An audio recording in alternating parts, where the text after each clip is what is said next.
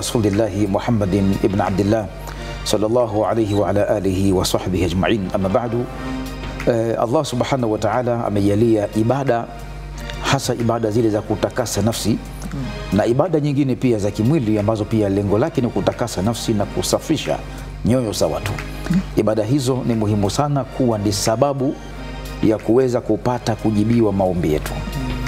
Kwa maana tunaita hiyo ni atawassulu bila ibadati shar'iyya, ni kutafuta kiwasilishi au kiunganishi baina yetu sisi na Mola wetu subhanahu wa ta'ala kwa kufanya ibada maalum, kisha tukaweka maombi yetu ndani ya ibada ile au baada ya ibada ile.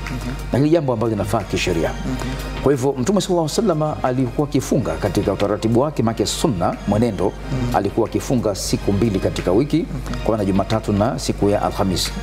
Na alipoulizwa kuhusu Jumatatu akasema yaudhaka yaumun ulidtu fihi, kwamba siku ya Jumatatu ni siku ambayo nimezaliwa katika siku hiyo, kwa maana amezaliwa yeye siku hiyo.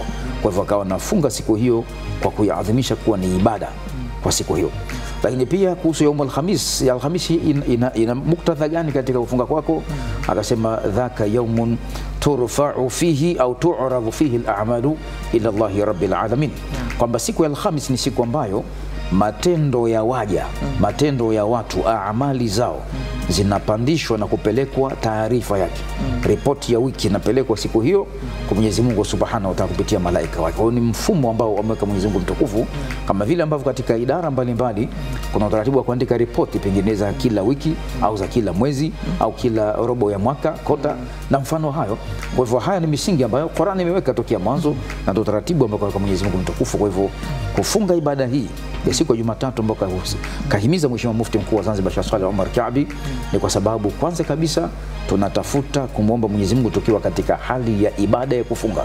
Lengo kubwa ni kumwomba Mwenyezi Mungu mtukufu kwamba atuhifadhie na tulindie imani yetu ambayo ile amani tuliyokuwa nayo, lakini pia kwamba tunahitaji kuomba ulinzi wa Mwenyezi Mungu katika kila jambo, kwa sababu Mwenyezi Mungu amesema kwamba yansurukumullahu fala ghaliba lakum, ikiwa atakunusuruni Mwenyezi Mungu basi hakuna kukushindeni tena.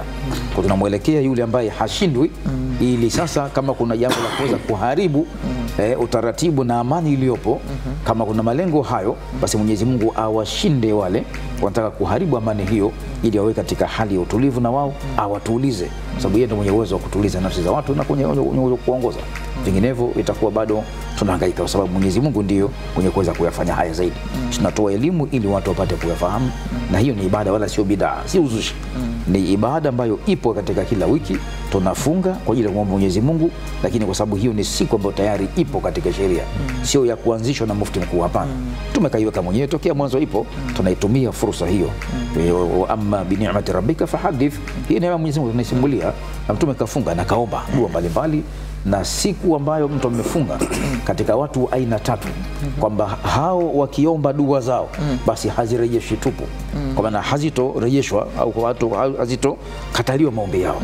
Hadithi Imam Tirmidhi amesema hivyo Mtume sallallahu alayhi wasallam kwamba thalathun la turaddu da'watuhum, kwamba watu aina tatu maombi yao hayarejeshwi, hayakataliwi. Katika watatu hao akasema kwamba wasaimu inda fitrihi, na mwenye kuwa katika ibada ya kufunga wakati anafungua pale pia ni sehemu muhimu sana.